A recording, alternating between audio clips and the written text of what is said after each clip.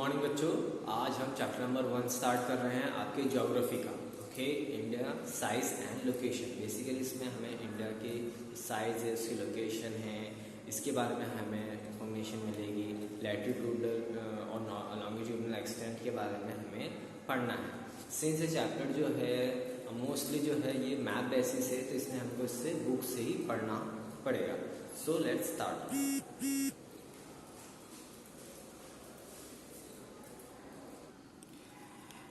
जैसे ही आप अपना चैप्टर नंबर 1 ओपन करेंगे तो आपको इंडिया एंड द वर्ल्ड का एक मैप दिखेगा, बेसिकली जो कि लैटिट्यूड्स और लॉन्गिट्यूड जिसमें पॉइंटेड है, और इसमें आपको इन्फॉर्मेशन आप हमारे ओशंस एज वेल एज जो कॉन्टिनेंट्स में दे रखी है। ओके, अब जो अगर हम कॉन्टिनेंट्स की बात करें, सो वी हैव 7 कॉन्टिनेंट्स, जिसमें से इंडिया जो सिचुएट करता है वो एशियन कॉन्टिनेंट में सिचुएट करता है, और एशिया जो है वो one of the largest continent in the world. Okay, जिसमें इंडिया एक कंट्री है। ओके, अब हम सभी जानते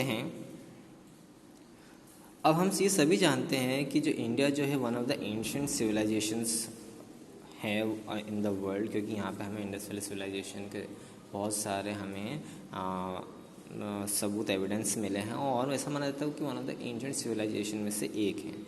तब से आज तक में इसमें बहुत सारे डेवलपमेंट आए हैं और बहुत ही रिमार्केबल प्रोग्रेस किया है, चाहे वो किसी भी फील्ड में हो, एग्रीकल्चर फील्ड में हो, इंडस्ट्रियल फील्ड में हो, टेक्नोलॉजी के फील्ड में हो, साइंटिफिकली अगर हम देखें, साइंस एंड टेक्नोलॉजी के रेफरेंस पे देखें तो वहाँ भी हमने काफ़ी प्रोग्रेस की है, और इकोनॉमी में भी बहुत ज़्यादा डेवलपमेंट हुआ है। आज जो इंडिया जो ऐसे प्लेस पे है जहाँ पे वो कहीं ना कहीं वर्ल्ड में एक अच्छी छाप छोड़ता जा रहा है, एक सिग्निफिकेंट यानी कि इम्पॉर्टेंट छाप छोड़ता जा रहा है कि पूरे वर्ल्ड की हिस्ट्री में। अगर हम बात करते हैं हमारे अब जो मेन जो हमारा चैप्टर स्टार्ट होता है लोकेशन के बारे में, अगर हम सबसे पहले अगर बात करते हैं हमारे लोकेशन की कि हम कहाँ लोकेट करते हैं, तो सबसे पहले हम सभी जानते हैं कि जैसे मैंने लास्ट लेक्चर में आपको बताया था, जो इंडिया जो सिचुएट करता है वो नॉर्दर्न हेमिस्फीयर में सिचुएट करता है। ये जो है ये वाली लाइन 0 डिग्री, ये हमारा इक्वेटर है। मैंने ये बोला था कि इक्वेटर से ऊपर की जितनी भी रीजन है वो नॉर्दर्न हेमिस्फीयर में आता है, और इक्वेटर से नीचे जितनी भी कंट्रीज़ हैं सब सदर्न हेमिस्फीयर में आती हैं। So from the map as you can see, यहाँ 0 डिग्री इक्वेटर है तो इसके ऊपर है। So India comes on the northern hemisphere. अब हम इसकी बात करेंगे हम लैटिट्यूडनल एंड लॉन्गिट्यूडनल एक्सटेंट की। ओके, मतलब कि लैटिट्यूडनल लॉन्गिट्यूडनल एक्सटेंट यानी कि भारत का जो नॉर्थ, जैसे हम नॉर्थ की साइड जाएंगे, सबसे ऊपर जो नॉर्थ है और सबसे नीचे साउथ है, तो नॉर्थ साइड में जो लैटिट्यूड जो भारत जहाँ से स्टार्ट हो रहा है लैटिट्यूडनली, वो कौन सा पॉइंट है, कितने डिग्री पे है, और उसके साथ साउथ में भी हम देखेंगे। ऐसे ही हम ईस्ट और वेस्ट में भी देखेंगे। आपकी बुक में ऑन द नेक्स्ट पेज हमें इसका पूरा मैप दिखेगा, जिसमें केवल लैटिट्यूडनल एक्सटेंट और लॉन्गिट्यूडनल एक्सटेंट के बारे में इंफॉर्मेशन गिवन है। सो स्टूडेंट्स, जैसे ही हमारा मैप हो गया, ओके, ये हमारे Indian extent and standard meridian इसमें दर्शाई गई हैं। ओके, जैसे ही हम अगर साउथ से स्टार्ट करते हैं तो साउथ का जो लैटिट्यूड है वो 8 डिग्री 4 मिनट, यहाँ से मतलब जो फार्देस्ट पॉइंट है हमारा वो ये वाला पॉइंट है, और यहाँ पर लैटिट्यूडनल एक्सटेंट या फिर लैटिट्यूड को किस डिग्री लैटिट्यूड पे ये सरफेस रन कर रही है, तो ये है हमारे 8 डिग्री 4 मिनट। ध्यान रखिए, हम इक्वेटर से ऊपर की तरफ जब जाते हैं तो 0 से स्टार्ट करते हुए 90 तक जाते हैं। सो इसीलिए साउथ में हमेशा याद रखना कि जो ये स्टार्ट होगा वो छोटी वैल्यू से स्टार्ट होगा। बच्चे अक्सर इसमें गलती कर देते हैं। सो ये 8 डिग्री 4 डिग्री नॉर्थ से जो सबसे ऊपर जो हमारा जम्मू एंड कश्मीर वाला रीजन है वहाँ तक ये जाता है, और यहाँ पे इस लाइन से ये हमारा सबसे लास्ट पॉइंट है नॉर्दर्न पोर्शन का, जहाँ पे 37 degree 6 minute north latitude extent है।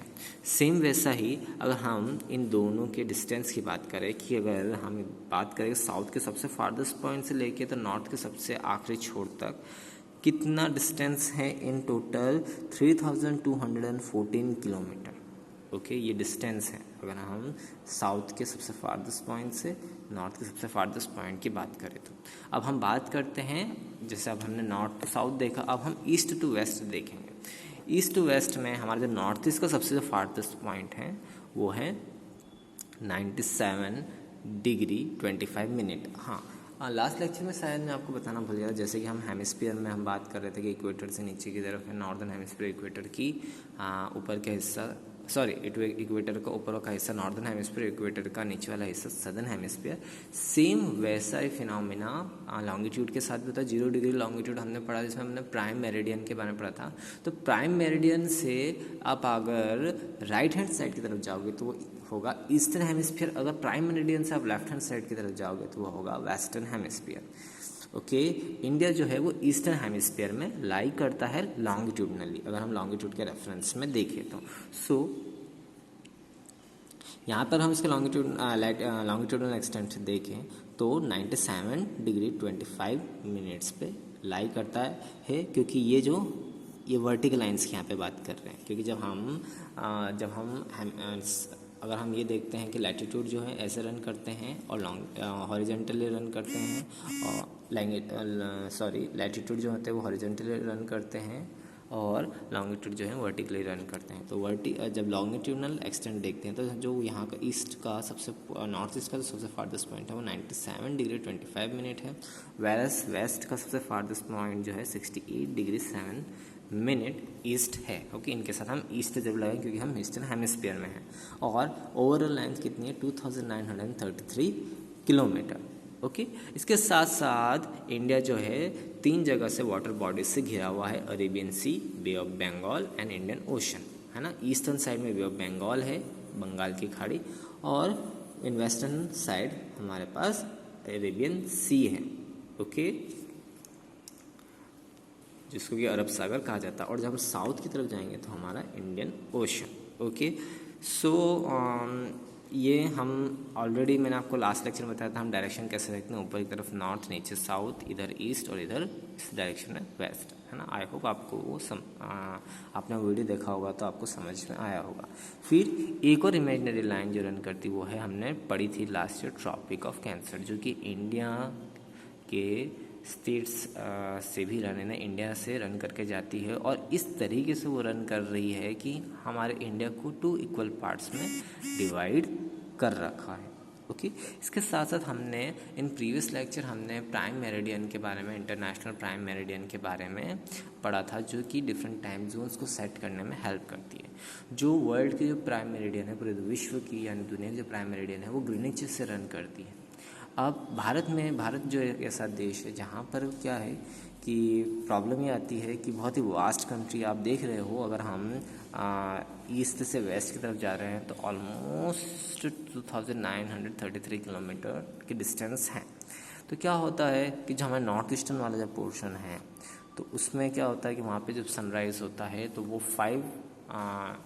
सुबह के 5 बजे ही हो जाता है। वैर जो गुजरात का सबसे फारदेस्ट पॉइंट है वहाँ तक सनराइज़ होते होते करीबन 6:30 लग जाता है। तो करीबन कम से कम 1.5 घंटे का टाइम लैप है या टाइम लैग है, जिसकी वजह से काफ़ी प्रॉब्लम्स हो सकती है। हमारे इंडिया में भी अलग टाइम जोन्स बन सकते हैं। इसके लिए यहाँ के जो साइंटिस्ट ने इनका क्या तरीका निकाला कि जो दोनों जो लॉन्गिट्यूड्स जो रन कर रहे थे, डिफरेंट टाइम जोन्स रन करते हैं, उनका एवरेज निकाला और ये देखा गया कि ये एवरेज इन इंडिया पे कहाँ पर ये लॉन्गिट्यूड रन करेगा।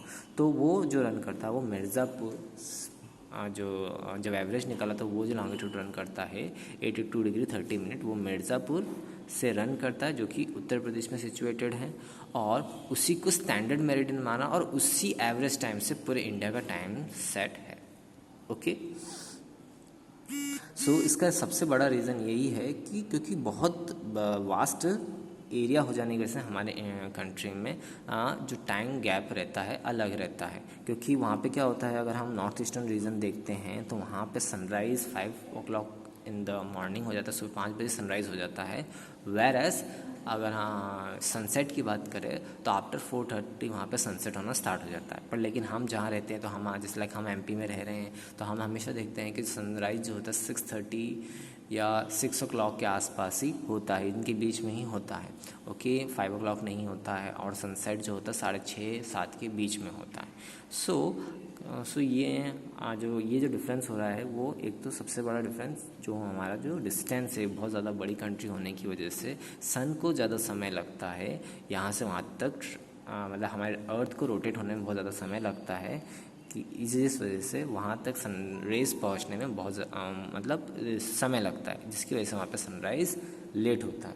ओके, इस वजह से डे और नाइट का जो डिफरेंसेस है वो हर जगह अलग अलग रहता है ना। लाइक जैसे हमने देखा कि अरुणाचल में हमें या फिर नॉर्थ ईस्टर्न स्टेट में हमें 5 o'clock in the morning sunrise हो जाता है, वेयर एज बहुत सारे हमारे देश में ऐसे हिस्से हैं जहाँ पे सनराइज़ जो होता है वो 6 या 6:30 के आसपास होता है।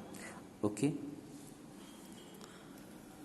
अब इसके साथ साथ हमारे 2 आइलैंड्स भी हैं, Andaman and Nicobar island. This one is Andaman and Nicobar island and this one is the Lakshadweep island. Andaman and Nicobar island bay of Bengal में सिचुएट करते हैं, वेयर एज लक्षद्वीप आइलैंड जो है वो अरब सागर में सिचुएट करता है या अरेबियन सी में सिचुएट करता है। ओके, अब हम बात करेंगे इंडिया की साइज़ के बारे में। इंडिया की साइज़ मीन्स इन एरिया वो कितना स्क्वायर किलोमीटर का है। So it's approximately 3.28 million square kilometre. Okay, अब ऐसे तो हम अगर देखें कि इंडिया वर्ल्ड की 7th लार्जेस्ट कंट्री है। ओके, इससे पहले अगर हम हमारे उस पेज नंबर 2 पर आएंगे तो हमें एक ग्राफ मिल जाएगा जिसमें वर्ल्ड की सबसे लार्जेस्ट कंट्री जो है रशिया है, इसके बाद Canada, USA, China, Brazil, Australia and then India. Okay, अब जब हम अगर हम बात करें, ये तो हमारे हुई हमारी साइज़ के बारे में। अब हम बात करते हैं कि जो इंडिया की जो लैंड बाउंड्री है, यानी कि जो लैंड पर जो बाउंड्रीज़ हैं, ओके, इसके लिए हमें वापस मैप की तरफ बढ़ना पड़ेगा। सो लैंड बाउंड्री मीन्स जो हमारी ये बाउंड्री जो हमारी नेबरिंग कंट्रीज़ के साथ है ना, जो ज़मीन पे से जुड़ी हुई बाउंड्रीज़ हैं ना, जो ये पूरा जो पैरीमीटर या फिर हम जो आउट ऑफ फेरी बोलेंगे इसको, जो ज़मीन तक है वो पूरी है 15,200 किलोमीटर इन लेंथ। ओके, यहाँ तक जो है ये पूरी जो लेंथ है हमारे इंडिया की लैंड बाउंड्री की वो है 15,200 किलोमीटर। और जो कोस्ट लाइन यानी समुद्र से जो हमारी बाउंड्री जुड़ी हुई है उसकी ओवरऑल लेंथ है, including the Andaman and Nicobar islands, इनकी जो लैंड बाउंड्री को जोड़ के 7,516.6 किलोमीटर। ओके, अब अगर हम इंडिया के एरियाज़ की बात करें तो हम मैप से ही वापस से समझ लेते हैं। मैं अगर बात करूँगा नॉर्दर्न पार्ट की, तो जिसमें कश्मीर वाला रीजन हो गया, आपका उत्तर प्रदेश, उत्तराखंड, हिमाचल वाला रीजन जो हो गया वो पूरा आता है नॉर्दर्न पोर्शन में। ईस्टर्न पार्ट में हमारा बंगाल, बिहार, उड़ीसा, ये हमारे ईस्टर्न पोर्शन में आते हैं। ये जो पूरा पोर्शन आप देख रहे हो ये नॉर्थ ईस्टर्न पोर्शन है। ये पूरा पोर्शन जो आप देख रहे हो ये वेस्टर्न पोर्शन है। ये जो पूरा पोर्शन है जिसमें पंजाब, हरियाणा, राजस्थान, ये पूरा पोर्शन कौन में आएगा, नॉर्थ वेस्टर्न पोर्शन। अगर हम लास्ट लेक्चर को थोड़ा रिकॉल करेंगे तो उसमें हमने 8 डायरेक्शन पढ़ी थी। सेंट्रल रीजन जो है हमारा छत्तीसगढ़ और एमपी, इसको हम सेंट्रल रीजन कहते हैं। फिर इसके बाद ये वाला रीजन जो होता है नॉर्थ वेस्ट रीजन कहलाया जाता है। This region is known as south west region, जहाँ पे हमें parts of Andhra Pradesh, Telangana, okay, ये सारे स्टेट्स आते हैं। और पूरा जो एंटायर पोर्शन जो बचता है ये वाला, ये इसको हम बोलेंगे सदर्न पोर्शन। ओके, ये तो हमने ये देख लिया कि कौन से रीजन को हम किन के नामों से ज्योग्राफिकली पढ़ते हैं। जो हमारे जो नॉर्दर्न रीजन है वो पूरा माउंटेन्स से घिरा हुआ है, इसका पूरा एक चैप्टर है। ओके, जब हम उसके बारे में पढ़ेंगे। ओके, नॉर्दर्न जो पोर्शन है जिसमें हमारा माउंटेनियस रीजन है वो नॉर्थ ईस्ट तक फैला रहा है। नॉर्थ वेस्ट की तरफ बात करें तो यहाँ पे हमारे रेगिस्तान है। ओके, और अगर हम ये वाला जो पोर्शन की बात करें, सेंट्रल पोर्शन और जो सदर्न पोर्शन है पूरा प्लेटो पर बसा हुआ है। ओके, इसके साथ साथ जब हम नीचे की तरफ जाते हैं तो इंडियन ओशन हमें मिलता है, और अगर हम ईस्टर्न पोर्शन में जाएंगे तो बे ऑफ बंगाल, और वेस्टर्न पोर्शन में हमें अरेबियन सी हमारे इंडिया के में सिचुएटेड है, जो कि काफ़ी हद तक हमें एक स्ट्रेटेजिक लोकेशन भी देती है। ओके, इसको हम आगे पढ़ेंगे। ओके, ना हमें पढ़ना है अब ये तो हमने इंडिया के बारे में जान लिया कि इंडिया की मीन्स हमें क्या क्या फीचर्स है, उसकी लेंथ जान ली हमने, लैंड बाउंड्री के बारे में हमें पता कि हमने कोस्ट लैंड बाउंड्री, उसका एरिया, इंडिया का एरिया कितना, इसके बारे में हमें पढ़ा। इंडिया एंड द वर्ल्ड के बारे में हम नेक्स्ट लेक्चर में पढ़ेंगे।